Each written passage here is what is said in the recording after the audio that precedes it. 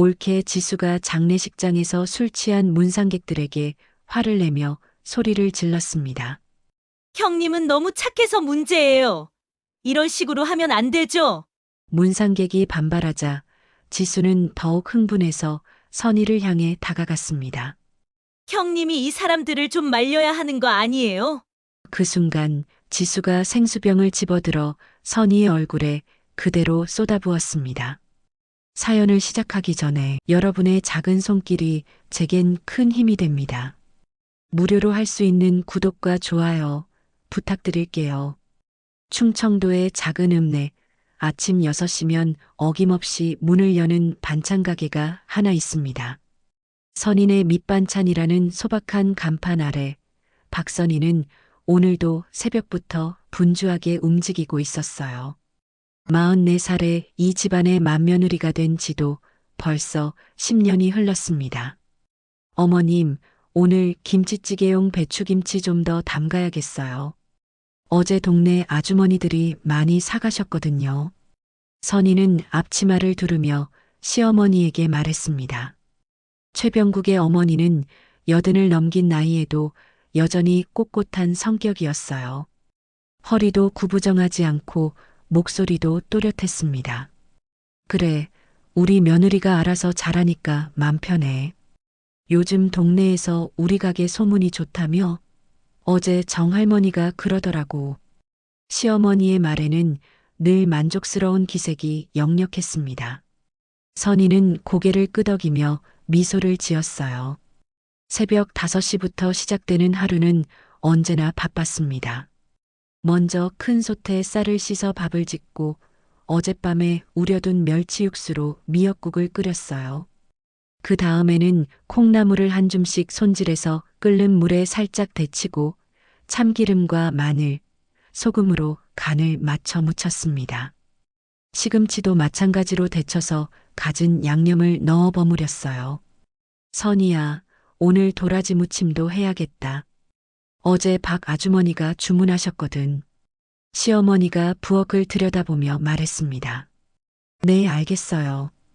도라지는 어제 저녁에 미리 우려뒀어요. 선희는 대답하며 냉장고에서 하얗게 우려진 도라지를 꺼내 물기를 짜기 시작했어요. 남편 최병국은 올해 58, 평생 이 고향을 떠나본 적이 없는 사람이었어요. 어릴 때부터 어머니가 몸이 약하다는 이유로 서울로 유학을 가지도 못했고 대학도 근처 도시의 전문대학을 나왔습니다. 결혼한 후에도 줄곧 어머니 곁을 지키며 살아왔어요. 선희야, 나는 이곳이 좋아. 복잡한 도시보다는 이런 조용한 곳에서 사는 게 맞는 것 같아. 공기도 좋고 사람들도 정이 많잖아. 병국은 늘 그렇게 말하곤 했어요. 실제로 병국은 동네에서 인심이 좋기로 유명했습니다. 누가 어려운 일이 있으면 먼저 나서서 도와주곤 했어요. 오전 9시쯤 되면 단골 손님들이 하나둘씩 찾아왔습니다. 선희야, 오늘은 무슨 반찬 새로 나왔어? 김할머니가 들어오며 물었습니다. 오늘은 고사리 나물이랑 도라지 무침 새로 했어요. 고사리는 정말 부드럽게 삶았거든요. 맛보시고 가세요. 선희는 항상 친절하게 손님들을 대했어요. 김할머니는 숟가락으로 고사리 나물을 조금 떠서 맛보았습니다. 아이고, 이 맛이야. 집에서 해도 이렇게는 안 돼. 비법이 뭐야? 별거 아니에요. 그냥 정성껏 하는 거죠. 선희는 웃으며 대답했지만 실제로는 고사리를 삶을 때 물의 양부터 삶는 시간까지 세심하게 조절하는 노하우가 있었어요. 그럼 고사리 나물 한 통이랑 도라지 무침 반 통 주세요. 아, 그리고 김치도 조금만. 김할머니는 지갑을 꺼내며 말했습니다. 선희는 정성스럽게 반찬을 담아주며 봉지까지 챙겨주었어요. 하지만 평온했던 일상에 미묘한 균열이 생기기 시작한 건 둘째 아들 내외가 내려올 때부터였습니다. 서울에서 살고 있는 올케 김지수는 서울대학교를 나와 대기업 임원인 도련님과 결혼한 소위 엘리트였어요. 키도 170cm가 넘고 옷차림도 늘 단정했는데 입에서 나오는 말들은 시골 사람들을 은근히 깎아내리는 것들이었습니다. 형님, 요즘에도 이렇게 직접 반찬을 담그세요? 저는 다 사 먹어요. 시간 아깝잖아요. 요즘 대형마트에 가면 좋은 반찬들이 얼마나 많은데요. 그리고 위생 관리도 더 철저하고요. 지수는 루이비통 핸드백을 테이블에 올려놓으며 말했습니다. 핸드백 하나 값이 선이가 반찬 가게에서 한 달 동안 벌어들이는 돈보다 많아 보였어요. 선이는 순간 할 말을 잃었습니다. 위생 관리라는 말이 특히 마음에 걸렸거든요. 선이는 누구보다 깨끗하게 음식을 만들었고 손님들도 그 점을 인정해주고 있었는데 말이에요. 아, 그렇구나. 하지만 우리는 이게 좋아.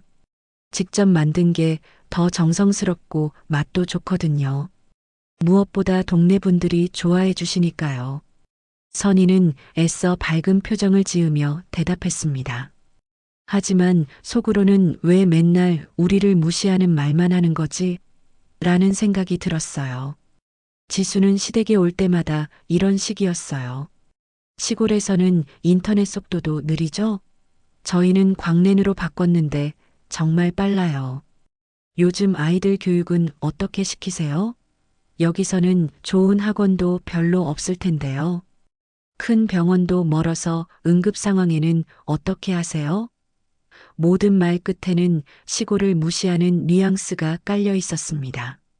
심지어 지수는 선이가 만든 음식에 대해서도 한마디씩 했어요. 형님, 이 나물 좀 짜지 않아요? 요즘은 저염식이 유행인데 건강에도 좋고요. 김치도 너무 맵지 않나요? 우리 애들은 매운 거 못 먹어서요. 선이가 정성껏 만든 음식들을 하나하나 평가절하하는 듯한 말들이었습니다.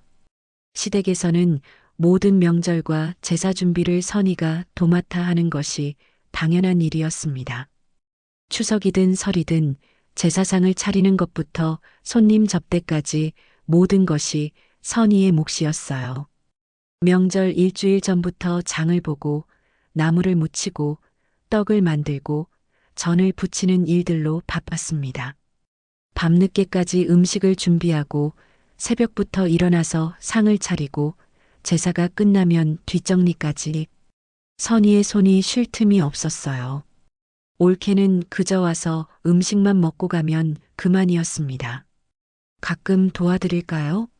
라고 물어보기는 했지만 선이가 괜찮다고 대답하면 정말로 아무것도 하지 않았어요. 형님이 워낙 손재주가 좋으니까요. 저는 요리를 정말 못해서 도움이 안 될 것 같아요. 오히려 방해만 될까 봐요. 지수는 늘 그렇게 말하며 부엌 일에는 절대 손을 대지 않았어요. 칭찬인지 부담 주기인지 모를 말만 던지고는 거실에 앉아서 스마트폰만 만지작거렸습니다. 그래도 선희에게는 남편 병국이 있었습니다. 선희야, 고생이 많다. 내가 더 도와줘야 하는데 미안해. 옳게 말해 너무 신경 쓰지 마. 선희만큼 훌륭한 사람 없어. 병국은 늘 선희의 노고를 알아주었고 둘만 있을 때는 따뜻한 말을 건네주곤 했어요. 특히 명절이 끝난 후에는 항상 선희를 챙겨주었습니다. 많이 힘들었지? 내일은 쉬어. 내가 가게 일 도와줄게. 그런 말 한마디가 선희에게는 세상에서 가장 큰 위로가 되었습니다. 그날도 평범한 수요일이었습니다. 병국은 아침 일찍 동네 체육회 모임에 나갔어요. 선희야, 오늘 축구하고 저녁에 돌아올게. 점심은 체육회에서 해결하니까 걱정 마. 병국은 운동복을 입고 운동화 끈을 묶으며 말했습니다. 조심해서 다녀와. 요즘 날씨가 더워서 무리하지 마. 선희는 현관문까지 따라 나가며 당부했어요. 병국은 뒤돌아보며 환하게 웃었습니다. 알았어, 걱정 마. 그게 병국과 나눈 마지막 대화였습니다. 오후 3시쯤 선희는 반찬 가게에서 김치를 담그고 있었어요. 단골 손님 몇 명이 와서 이런저런 이야기를 나누며 평온한 시간을 보내고 있었습니다. 선이야, 남편분은 오늘도 체육회 나가셨어? 네, 매주 수요일마다 축구해요. 건강하려면 운동을 해야 한다고 하면서요. 그때 밖에서 사이렌 소리가 들렸습니다. 구급차 소리였어요. 선희는 별 생각 없이 고개만 살짝 돌렸습니다. 이 작은 읍내에서는 가끔 응급환자가 생기면 구급차가 지나가곤 했거든요. 오후 4시 반쯤 병국의 휴대폰으로 전화가 걸려왔습니다. 평소 같으면 병국이 직접 받았을 텐데 오늘은 계속 전화벨이 울렸어요. 선희는 이상하다고 생각하면서도 손님 응대를 계속했습니다. 5시가 되어도 병국은 돌아오지 않았어요. 평소에는 체육회가 끝나면 바로 집으로 와서 저녁 준비를 도와주곤 했는데 말이에요. 선희는 점점 불안해지기 시작했습니다. 그때 김씨 아저씨가 다급하게 가게로 뛰어들어왔습니다. 김씨는 병국과 같은 체육회 회원이었어요. 선희야, 큰일 났다. 병국이가.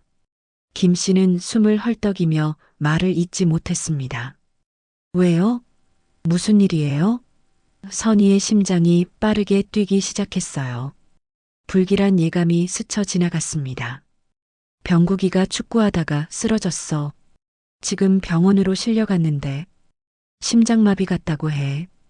김 씨의 말에 선희는 눈앞이 캄캄해졌습니다.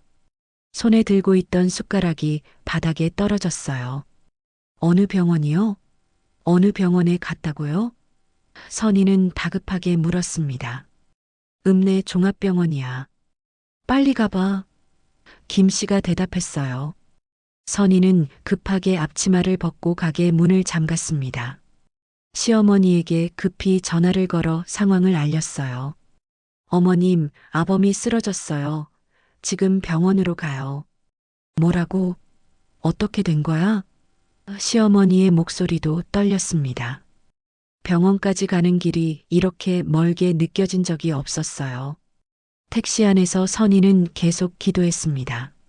제발, 제발 아무것도 아니길. 그냥 잠깐 기절한 것뿐이길. 하지만 마음 한구석에서는 이미 최악의 상황을 예감하고 있었어요. 병원 응급실에 도착했을 때 의사 선생님이 선희를 기다리고 있었습니다. 의사의 표정만 봐도 안 좋은 소식이라는 걸 알 수 있었어요. 환자 보호자시죠? 이쪽으로 오세요. 의사는 선희를 조용한 곳으로 데리고 갔습니다. 최병국 씨는 급성 심근경색으로 쓰러지셨는데 안타깝게도 병원에 도착하기 전에 이미 의사는 말을 잇지 못했어요. 저희가 최선을 다했지만 의사의 말이 들리지 않았습니다. 선희는 그 자리에서 주저앉았어요. 세상이 무너지는 것 같았습니다. 운동장에서 축구를 하던 중 갑자기 가슴을 움켜쥐고 쓰러진 병국을 동료들이 급히 119에 신고했지만 병원으로 오는 차 안에서 이미 의식을 잃었다고 했어요. 심폐소생술을 시도했지만 소용없었습니다. 선희는 병원 침대에 누워있는 병국을 봤습니다. 마치 잠들어 있는 것처럼 평온한 얼굴이었어요. 여보, 일어나요. 장난치지 말고 일어나라고요. 선희는 병국의 손을 잡고 울먹였습니다. 하지만 차가워진 손은 아무 대답도 하지 않았어요. 시어머니와 동서도 병원으로 달려왔습니다. 시어머니는 아들의 시신을 보고 기절할 뻔했어요. 우리 아들아, 어떻게 이럴 수가 있냐? 시어머니의 울음소리가 병원 복도에 울려 퍼졌습니다. 서울에 있던 둘째 아들 내외에게도 연락이 갔어요. 지수는 전화를 받고는 지금 바로 내려갈게요라고 말했지만 목소리에는 큰 동요가 없어 보였습니다. 장례식장은 읍내 종합병원 지하에 있는 곳으로 정해졌어요. 작지만 조용한 곳이었습니다. 선희는 멍한 상태로 장례 준비를 시작했어요. 평생을 함께할 거라고 생각했던 남편이 이렇게 갑자기 떠날 줄은 꿈에도 몰랐습니다. 병국의 친구들과 동네 사람들이 하나둘씩 조문을 왔어요. 병국이 좋은 사람이었는데 선희 씨 고생 많겠네요. 따뜻한 위로의 말들이 이어졌지만 선희에게는 아무것도 들리지 않았어요. 그저 멍하니 앉아서 병국의 영정사진만 바라보고 있었습니다. 사진 속 병국은 환하게 웃고 있었어요. 나는 이곳이 좋아라고 말하던 병국의 목소리가 귓가에 맴돌았습니다. 밤이 되자 장례식장은 조금 조용해졌어요. 가족들만 남아서 밤샘을 하게 되었습니다. 선희는 병국 곁을 지키며 앉아 있었어요. 이제 정말로 혼자가 되었다는 생각이 밀려왔습니다. 앞으로 어떻게 살아가지? 선희는 막막했어요.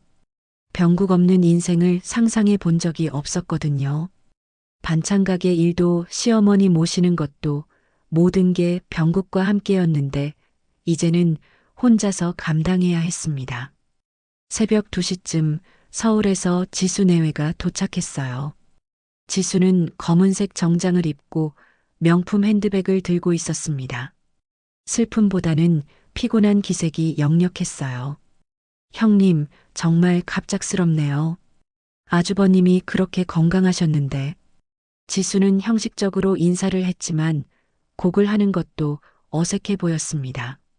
마치 의무감으로 하는 것 같았어요. 장례식 둘째 날 선희는 거의 잠을 자지 못했습니다. 병국의 영정 앞에 앉아서 밤새 눈물만 흘렸어요. 아침이 되자 문상객들이 다시 찾아오기 시작했습니다. 동네 사람들, 병국의 친구들, 반찬가게 단골 손님들까지 많은 사람들이 와서 위로의 말을 건네주었어요. 선희야, 힘내라. 병국이가 하늘에서 지켜볼 거야. 좋은 사람이 먼저 가네.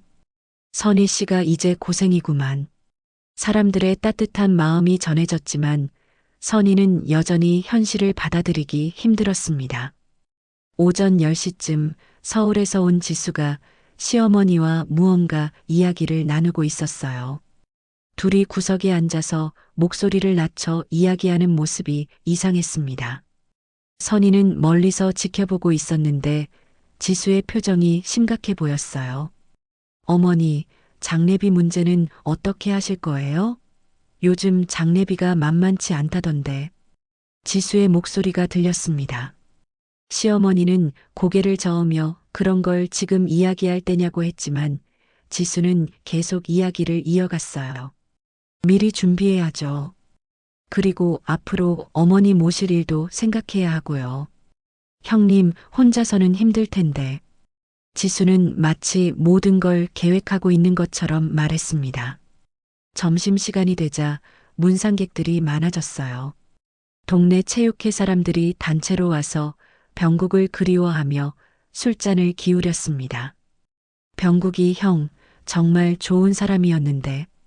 축구할 때도 항상 다른 사람 먼저 챙기던 사람이었어. 술이 들어가자 분위기가 점점 달아올랐어요. 평소보다 목소리도 커지고 웃음소리도 나왔습니다. 선희는 이런 모습이 불편했지만 아무 말도 할 수 없었어요. 장례식장에서는 흔한 일이니까요.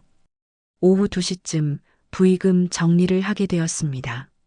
시어머니와 지수가 앉아서 부의금 봉투를 하나씩 열어보고 있었어요. 선희도 옆에 앉아서 장부에 적고 있었습니다. 이거는 얼마네? 10만 원이요. 이건 5만 원. 기계적으로 돈을 세는 일이 계속되었어요. 그런데 지수가 갑자기 이상한 말을 했습니다. 어머니, 이 돈은 누가 관리하실 거예요?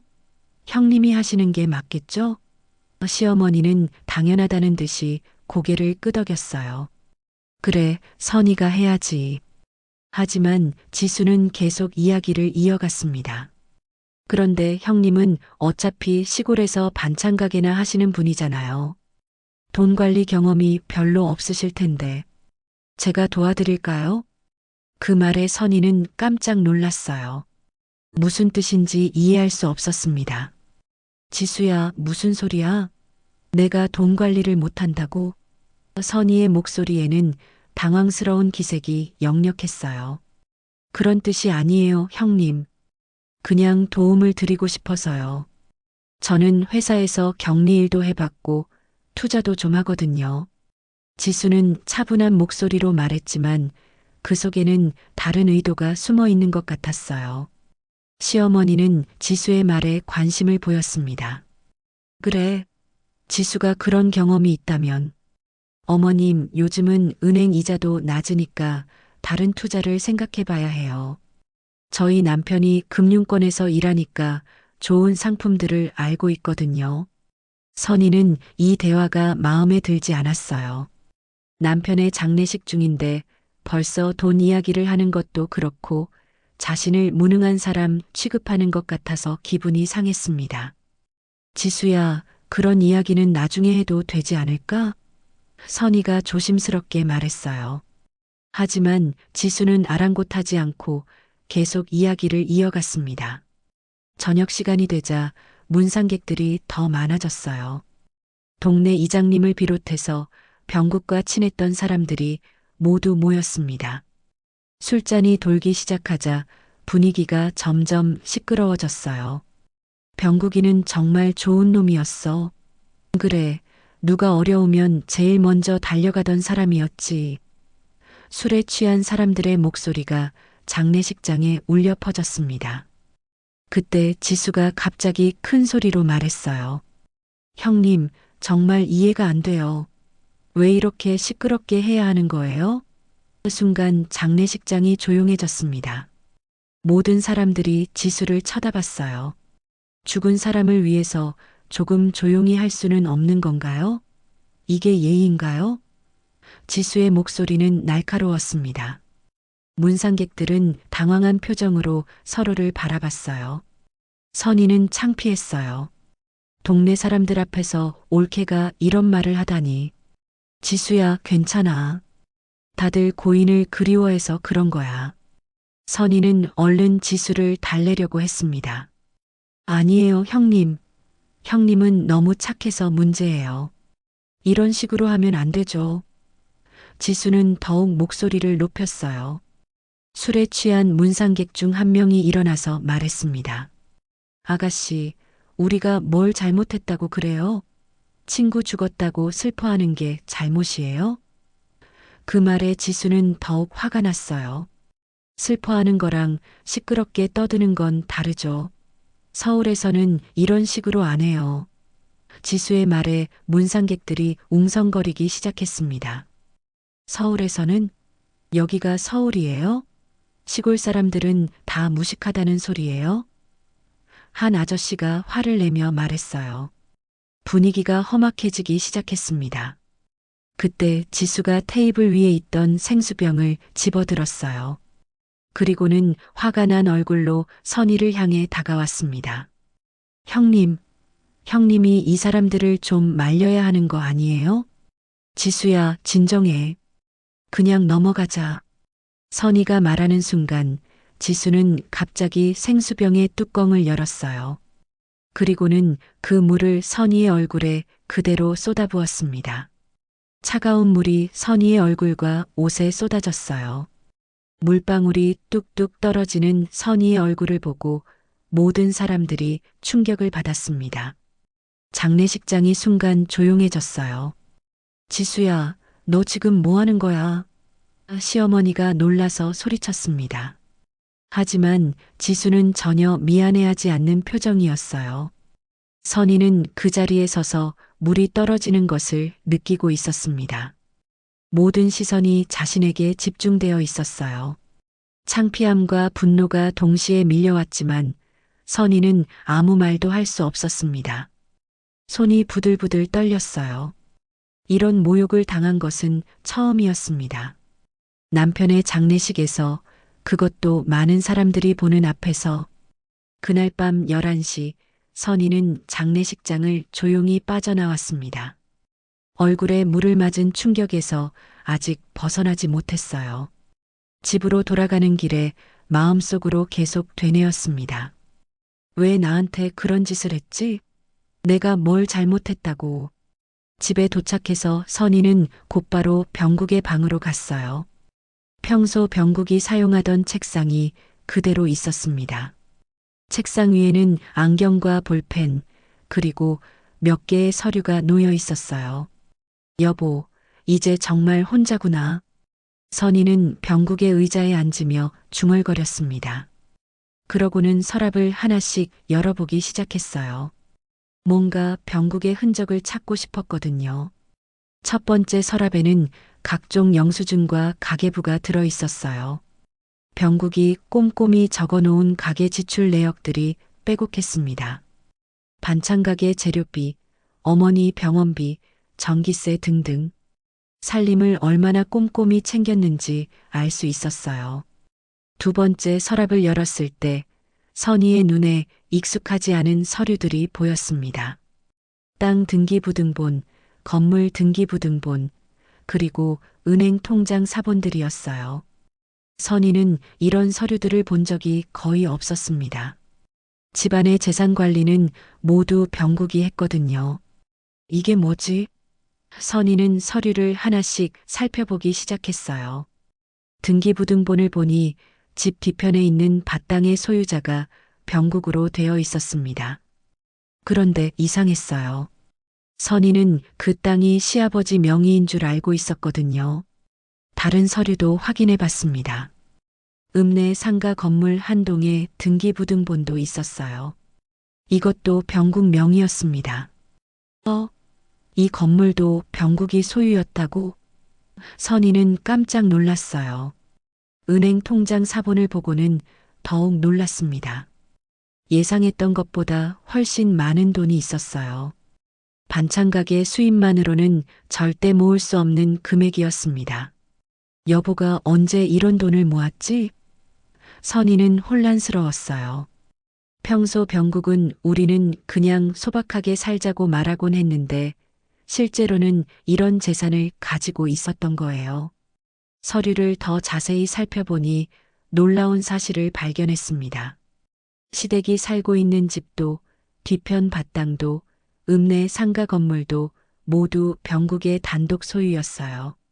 시어머니나 시댁 식구들은 이 사실을 모르는 것 같았습니다. 그럼 시어머니는 이걸 모르시는 거구나. 선희는 중얼거렸어요. 시댁 식구들은 지금까지 그 재산들이 집안 공동 소유이거나 시어머니 소유인 줄 알고 있었을 거예요. 통장 내역을 보니 더 신기한 사실들이 드러났습니다. 매달 상가 임대료가 들어오고 있었어요. 꽤 괜찮은 금액이었습니다. 그리고 밭땅도 일부는 다른 사람에게 임대를 주고 있었더군요. 여보가 이런 걸 혼자서 다 관리했구나. 선희는 병국이 새로운 모습으로 보였어요. 평소에는 그저 착하고 순박한 시골 남자로만 생각했는데 알고 보니 꽤 영리하게 재산을 관리하고 있었던 거죠. 그런데 의문이 생겼습니다. 왜 여보는 이런 사실을 나한테 말하지 않았을까? 부부 사이에 이런 중요한 일을 숨길 이유가 있었을까요? 선희는 계속 서류를 뒤져봤어요. 그러다가 한 장의 편지를 발견했습니다. 병국의 필체로 쓰인 편지였어요. 선희에게 만약 내가 먼저 세상을 떠나게 되면 이 편지를 읽게 될 거야. 미안해. 그동안 숨긴 게 있었어. 우리 집 재산은 생각보다 많아. 하지만 이걸 시댁 식구들이 알면 복잡해질 것 같아서 비밀로 했어. 편지는 계속 이어졌습니다. 특히 둘째네가 알면 문제가 생길 거야. 지수는 돈에 관심이 많거든. 그리고 우리 어머니도 편애하시는 면이 있어서 선희만 고생하게 될까봐 걱정이었어.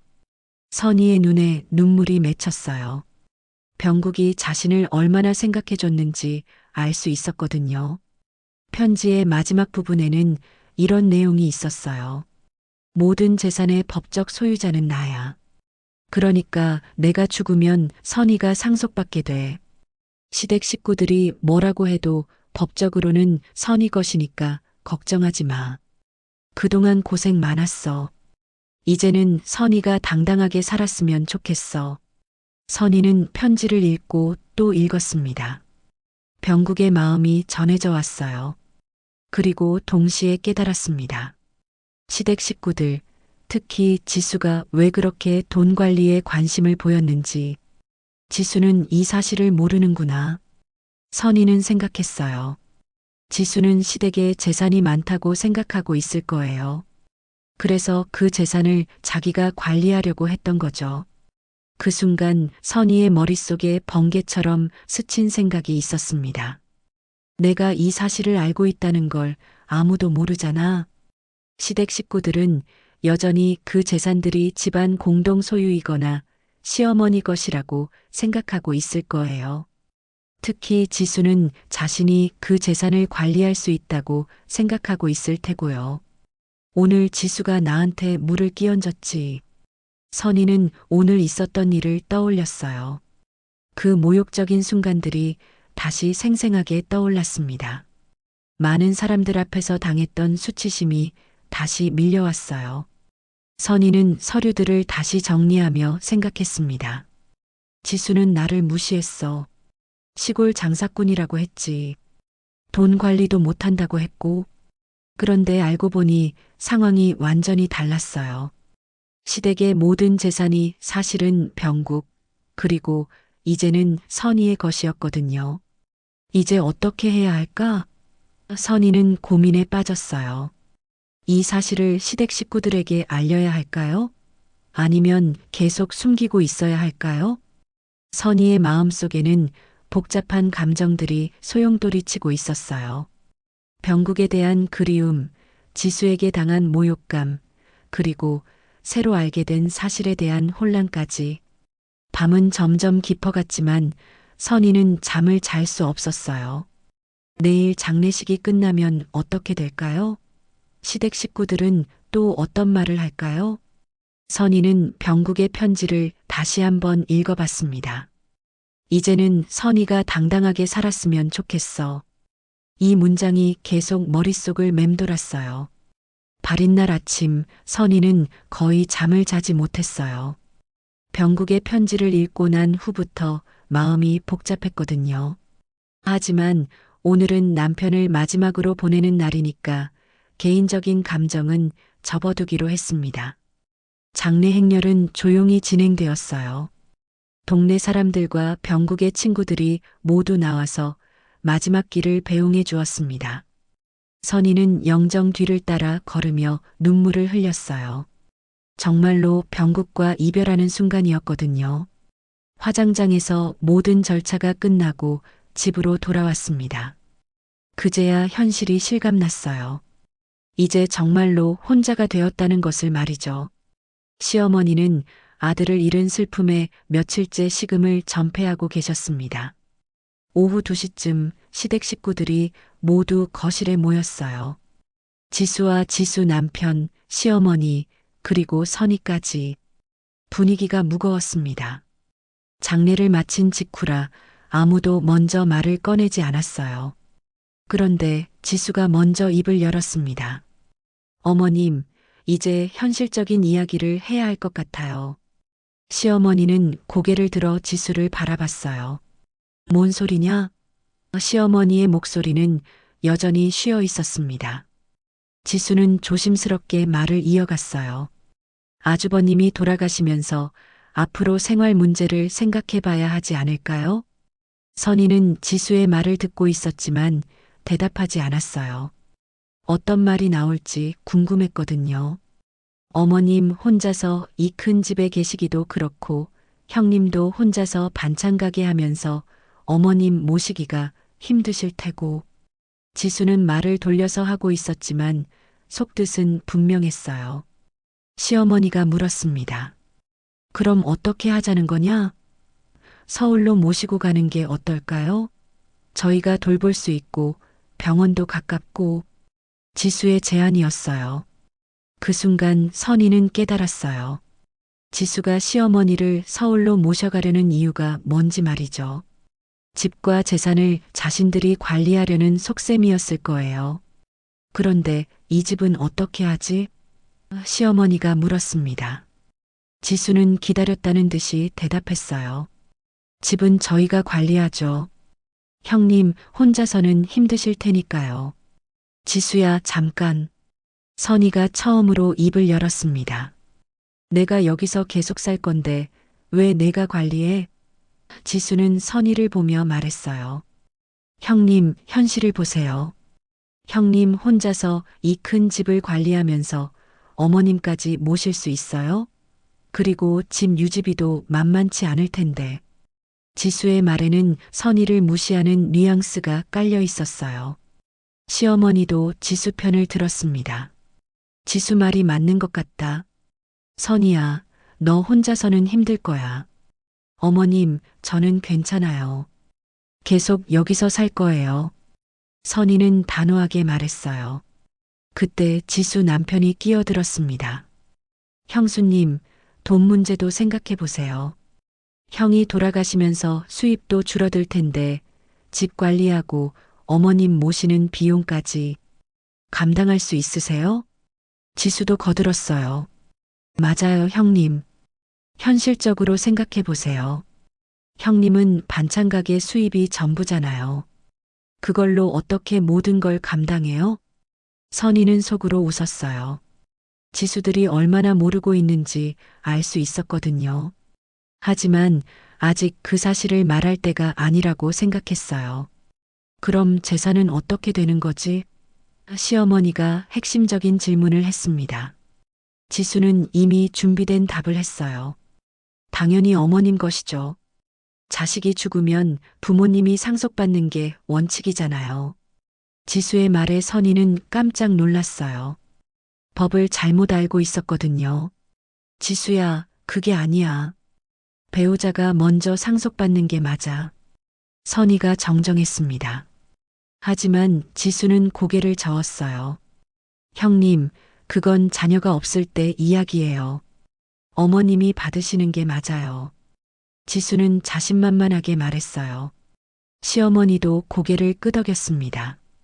그래, 내 아들 재산인데 당연히 내가 받아야지. 선희는 이들이 얼마나 무지한지 알 수 있었어요. 어머님, 법무사 선생님께 한번 물어보시는 게 좋을 것 같아요. 선희가 제안했습니다.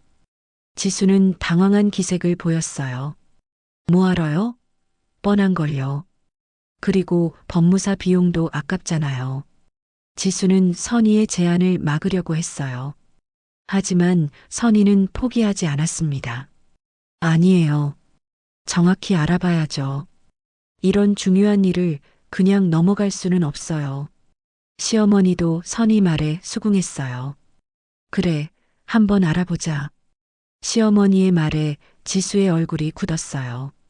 다음 날 오전 법무사 사무실을 찾아갔습니다. 시어머니와 선희, 그리고 지수까지 함께 갔어요. 법무사 선생님은 친절하게 설명해 주었습니다. 배우자와 직계존속이 함께 있을 경우 배우자가 3분의 2, 직계존속이 3분의 1을 상속받습니다. 하지만 법무사는 말을 멈췄어요. 서류를 검토하던 법무사가 놀란 표정을 지었습니다. 이상하네요. 모든 재산의 등기부등본을 확인해 봤는데 이 재산들이 모두 고인 단독 소유로 되어 있습니다. 무슨 뜻이에요? 지수가 급하게 물었어요. 일반적으로 부부 공동 재산이거나 가족 공동 소유일 거라고 생각했는데 모든 재산이 고인 개인 소유네요. 그렇다면 법무사는 계속 설명했어요. 자녀가 없는 상황이므로 모든 재산은 배우자인 박선희 씨가 상속받게 됩니다. 시어머니와 지수의 얼굴이 동시에 굳었어요. 뭐라고요? 지수가 다시 물었습니다. 네, 법적으로는 박선희 씨가 모든 재산의 상속자입니다. 법무사의 말이 끝나자 사무실은 조용해졌어요. 지수는 믿을 수 없다는 표정이었습니다. 그럼 집도 땅도 모든 게 형님 것이 된다는 뜻이에요? 네, 그렇습니다. 밖으로 나와서 시어머니가 선희에게 말했어요. 선희야, 그래도 우리가 가족이잖아. 나에게도 조금은. 목소리에 애원하는 기색이 역력했어요. 지수는 완전히 다른 태도를 보였습니다. 형님, 저희가 잘못 생각했나 봐요. 형님이 주인이시니까. 갑자기 존댓말을 쓰기 시작했어요. 선희는 이 모든 상황을 조용히 지켜봤습니다. 어제까지 자신을 무시하던 사람들이 갑자기 태도를 바꾸는 모습이 우스웠어요. 하지만 선희는 아직 모든 카드를 공개할 생각이 없었습니다. 더 지켜봐야 할 것들이 있었거든요. 법무사 사무실에서 돌아온 후 집안 분위기는 완전히 바뀌었습니다. 지수는 갑자기 선희에게 극진한 예의를 보이기 시작했어요. 어제까지만 해도 형님은 시골 장사꾼이라고 무시하던 사람이었는데 말이죠. 형님, 차 한 잔 드릴까요? 저희가 서울에서 가져온 좋은 차예요. 지수는 선희 주변을 맴돌며 계속 말을 걸었어요. 시어머니도 마찬가지였습니다. 선희야, 그동안 고생 많았다. 이제는 내가 이 집 주인이구나. 선희는 이들의 갑작스러운 태도, 변화를 지켜보며 속으로 씁쓸함을 느꼈어요. 사람이 이렇게 쉽게 바뀔 수 있는 건가 싶었거든요. 지수야, 괜찮아. 그냥 평상시처럼 해. 선희는 담담하게 말했습니다. 하지만 지수는 계속 아부하듯 굴었어요. 아니에요, 형님. 제가 그동안 예의가 없었네요. 앞으로는 형님께서 결정하시는 대로 따르겠습니다. 지수의 말에는 진심이 전혀 느껴지지 않았어요. 그저 재산을 노리는 계산만 보일 뿐이었습니다. 저녁 무렵 선희는 혼자 산책을 나갔어요. 생각을 정리하고 싶었거든요.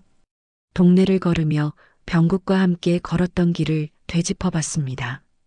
이제 이 모든 걸 혼자서 감당해야 한다는 생각이 들자 막막했어요. 집으로 돌아와 보니 지수와 시어머니가 부엌에서 무언가 의논하고 있었습니다. 선희는 들리지 않게 조용히 다가가 들어봤어요. 어머님, 형님을 잘 달래셔야 해요. 우리한테도 조금은 나누어 줄 마음을 가지시게. 지수의 목소리가 들렸습니다. 그래, 선희는 원래 마음이 착하니까 잘 이야기하면 될 거야. 시어머니도 동조하고 있었어요. 선희는 더 듣고 싶지 않아서 방으로 들어갔습니다. 이들의 속내를 너무나 잘 알 수 있었거든요. 재산을 나누어 받기 위한 작전을 짜고 있는 거였어요. 며칠이 지나자 선희는 시댁에 숨겨진 과거를 알게 되었습니다. 병국의 서류를 정리하던 중 오래된 편지를 발견한 거예요. 편지는 지수 남편의 직장 상사가 쓴 것이었습니다. 편지 내용을 보고 선희는 경악했어요. 지수 남편이 회사에서 횡령 사건에 연루되어 있다는 내용이었거든요. 그것도 상당한 금액이었습니다. 이게 정말인가? 선희는 편지를 몇 번이나 다시 읽어봤어요. 편지 날짜를 보니 3년 전이었습니다. 그 시기에 병국이 갑자기 바빠하며 서울을 자주 오가던 것이 기억났어요. 다른 서류들을 더 찾아보니 진실이 드러났습니다. 지수 남편의 횡령 사건을 덮기 위해 병국이 자신의 재산을 담보로 돈을 빌려준 것이었어요. 그 금액이 무려 3억 원이었습니다. 여보가 그 큰 돈을. 선희는 놀라지 않을 수 없었어요.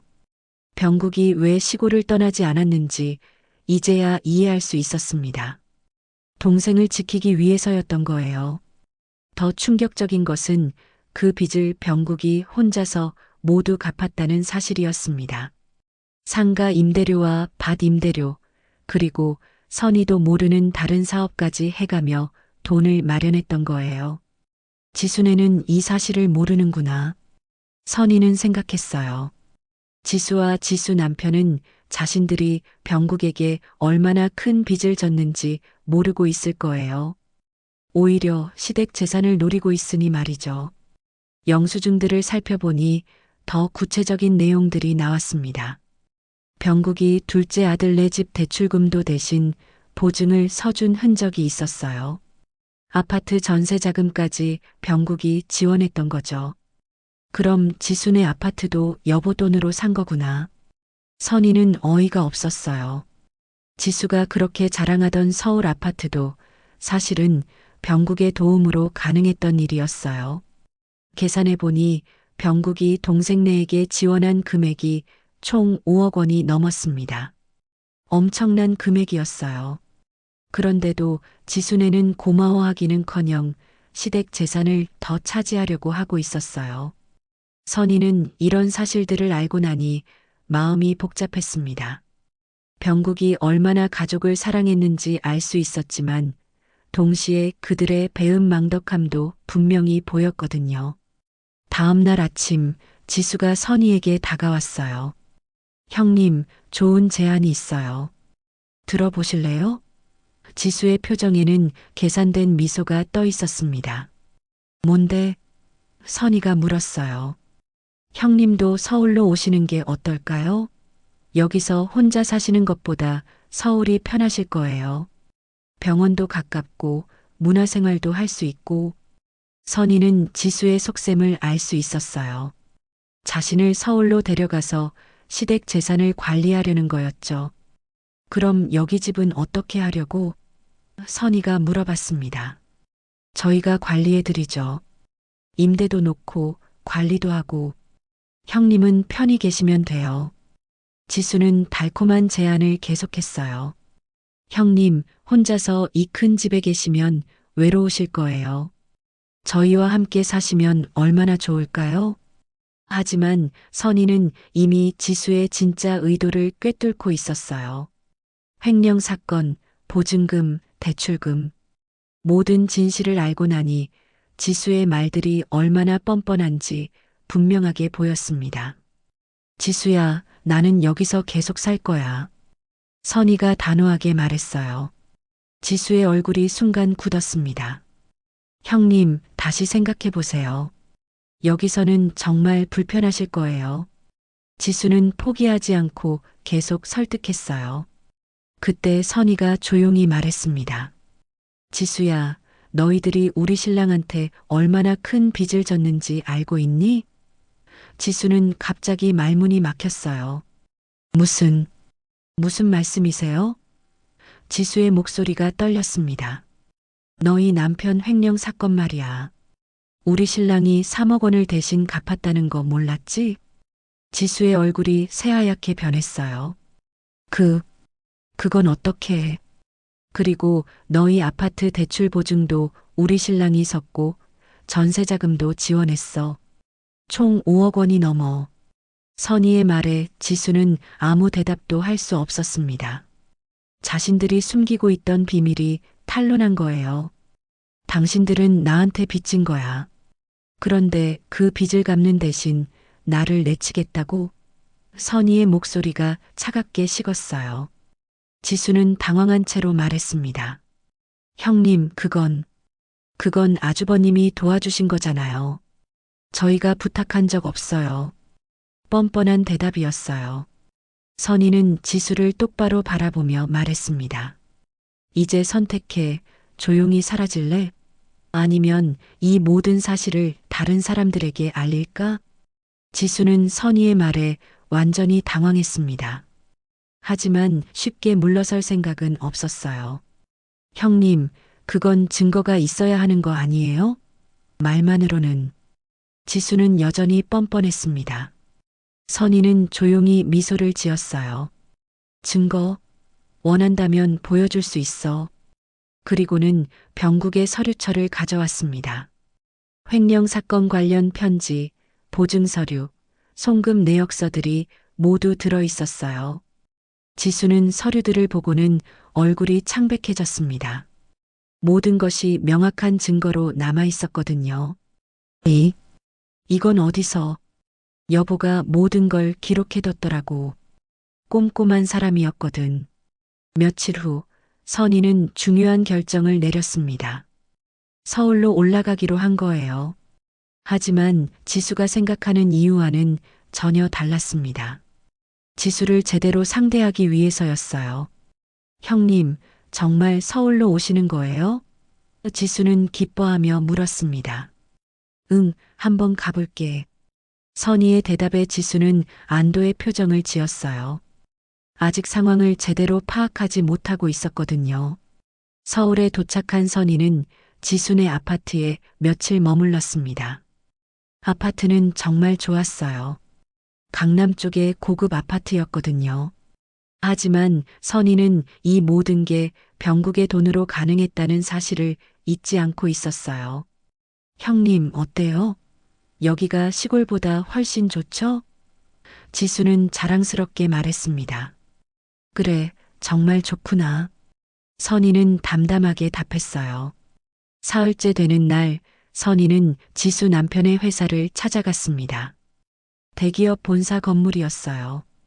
1층 로비에서 지수 남편이 점심시간에 나올 때까지 기다렸습니다. 형수님, 여기는 어떻게 해? 지수 남편은 깜짝 놀라며 다가왔어요. 이야기할 게 있어서. 선희는 차근차근 말했습니다. 근처 카페로 자리를 옮긴 선희는 조용히 서류 봉투를 테이블 위에 올려놓았어요. 이게 뭔지 알겠지? 지수 남편의 얼굴이 순간 굳었습니다. 형수님, 그건 3년 전 횡령 사건. 형님께서 3억 원을 대신 갚아줬던 일 말이야. 선희의 목소리는 조용했지만 날카로웠어요. 지수 남편은 아무 말도 할 수 없었습니다. 자신이 숨기고 싶었던 과거가 선희에게 모두 알려진 상황이었거든요. 그리고 이 아파트 보증금, 대출금까지 돈이 얼마나 들어갔는지 계산해 봤어? 선희는 계산서를 꺼내 보여주었어요. 총액이 5억 원을 넘었습니다. 형수님, 저희가 부탁한 건 아니었어요. 지수 남편이 변명했지만 선희는 고개를 저었어요. 부탁을 안 했다고 해서 빚이 없어지는 건 아니야. 선희는 테이블 위에 USB 하나를 더 올려놓았습니다. 이 안에 모든 증거가 들어있어. 횡령 사건 관련 서류, 동거래 내역, 모든 게 다 있지. 지수 남편의 손이 떨리기 시작했어요. 만약 이게 언론에 나간다면? 선희는 조용히 물었습니다. 회사에서도 알게 될 테고 3년 전 사건이 다시 수면 위로 떠오를 거야. 그럼 어떻게 될까? 지수 남편은 식은땀을 흘리며 말했습니다. 형수님, 제발. 그러지 마세요. 그럼 어떻게 할 건데? 선희가 물었어요.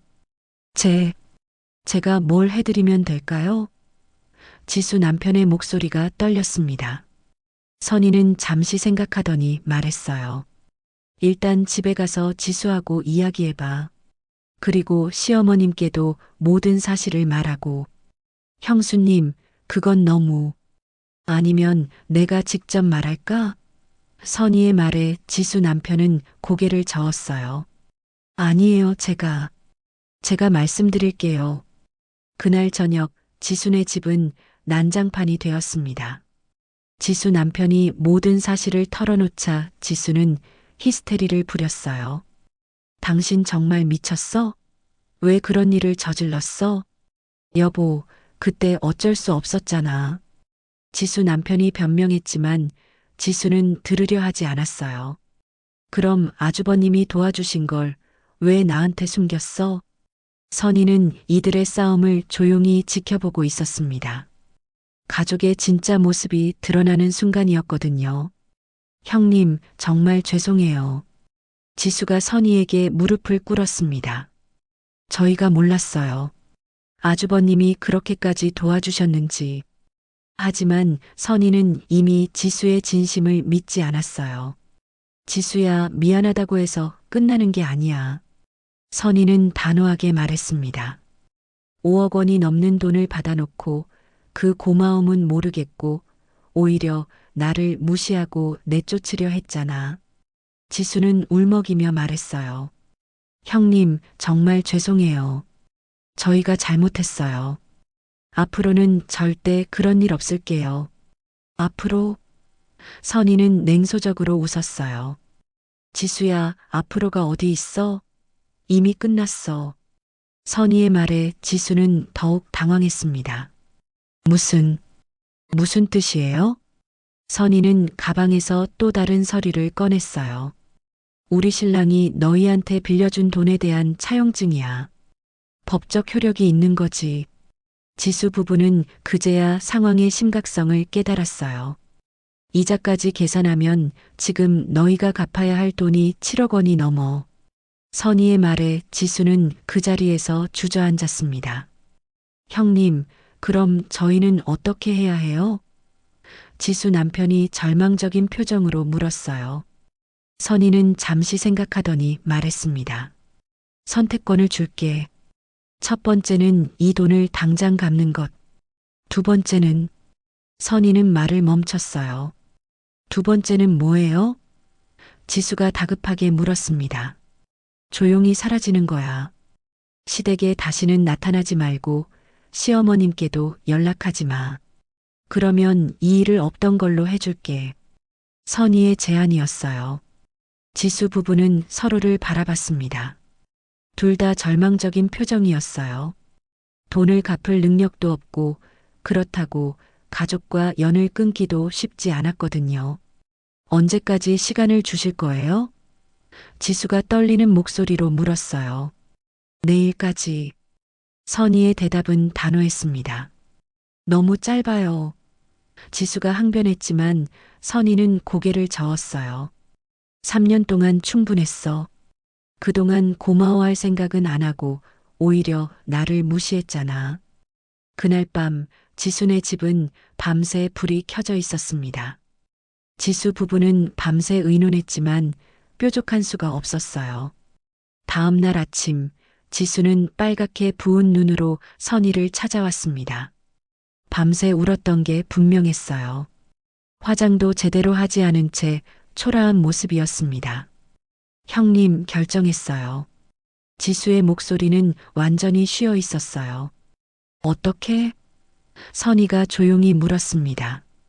지수는 한참을 망설이더니 떨리는 목소리로 말했어요.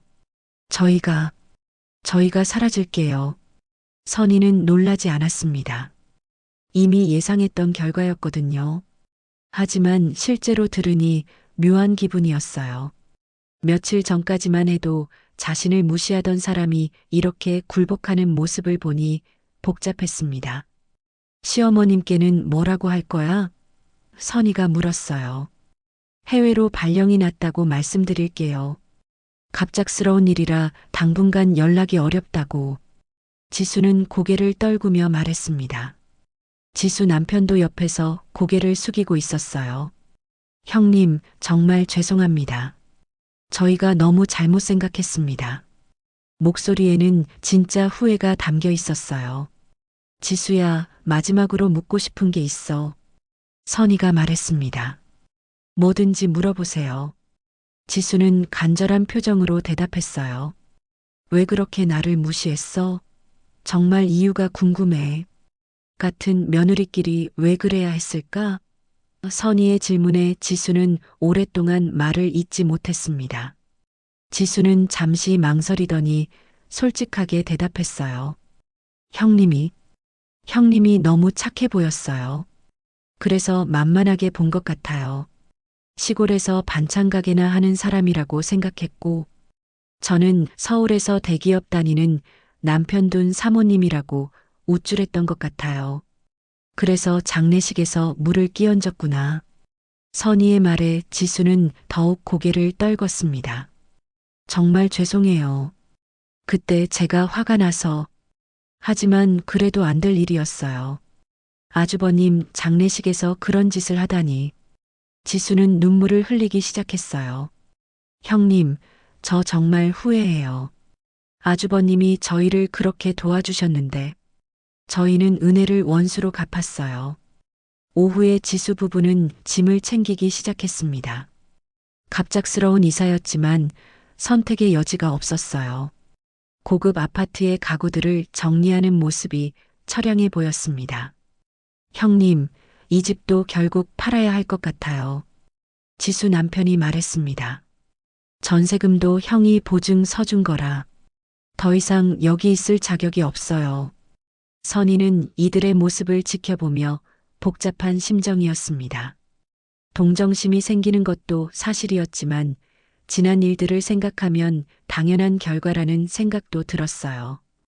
형님, 정말 마지막 부탁이에요. 지수가 다가와서 말했습니다. 시어머님께는 저희가 잘 지내고 있다고만 말씀해 주세요. 걱정하실까봐. 어머님만큼은 상처받게 하고 싶지 않아요. 선희는 고개를 끄덕였어요. 알겠어. 그것까지 원망하지는 않을게. 고맙습니다. 정말 고맙습니다. 지수는 깊게 고개를 숙였습니다. 저녁 무렵 지수 부부는 정말로 떠났습니다. 대형 이사 트럭이 아파트 앞에서 짐을 싣고 갔어요. 어디로 가는지도 말하지 않았고 연락처도 남기지 않았습니다. 완전히 종적을 감춘 거였어요. 선희는 텅 빈 아파트를 둘러보며 생각했습니다. 이제 정말 끝났구나. 복수는 이렇게 허무한 건가 싶었어요. 상대방이 무너지는 걸 보니 오히려 마음이 복잡했습니다. 일주일 후 선희는 시골로 돌아왔습니다. 기차 안에서 창밖을 바라보며 많은 생각을 했어요. 서울에서의 일주일은 마치 꿈 같았습니다.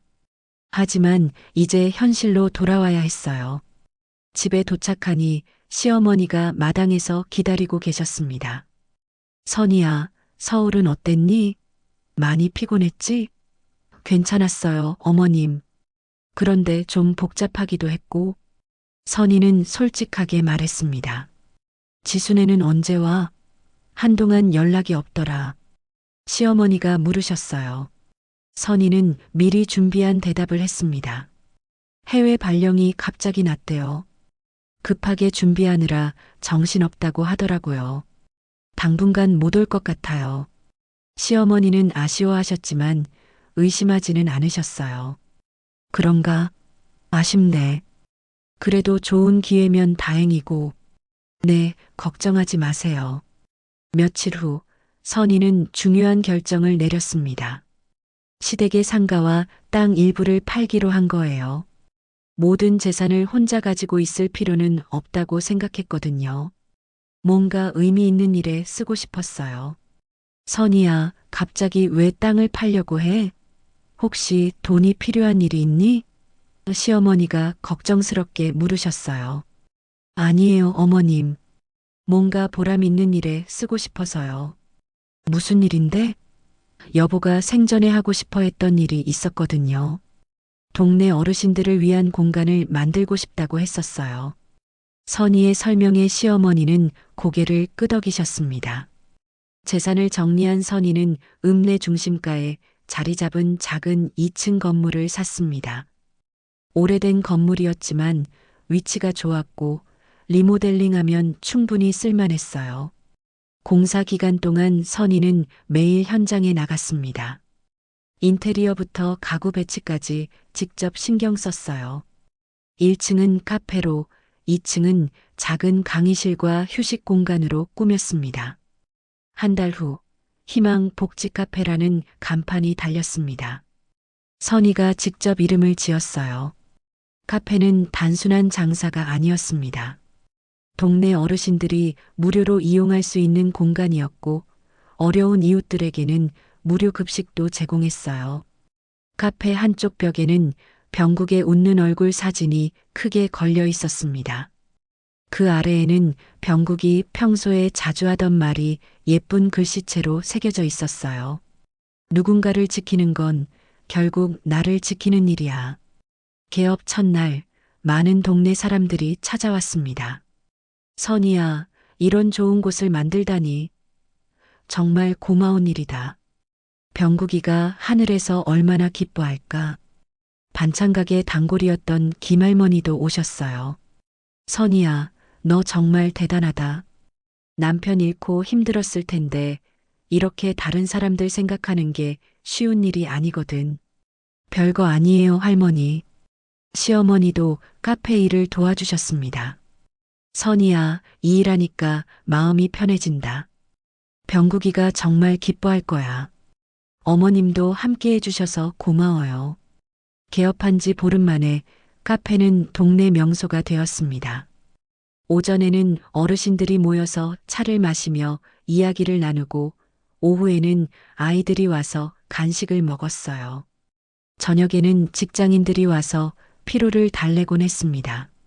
어느 저녁 선희는 카페 정리를 마치고 병국의 사진 앞에 앉았습니다.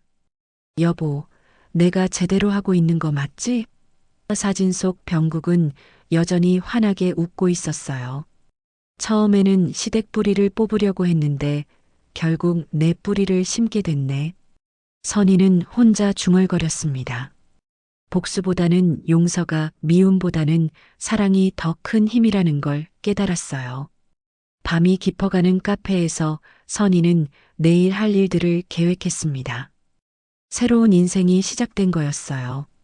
오늘 이야기가 여러분 마음에 조금이나마 위로가 되셨다면 구독과 좋아요로 함께 해주세요.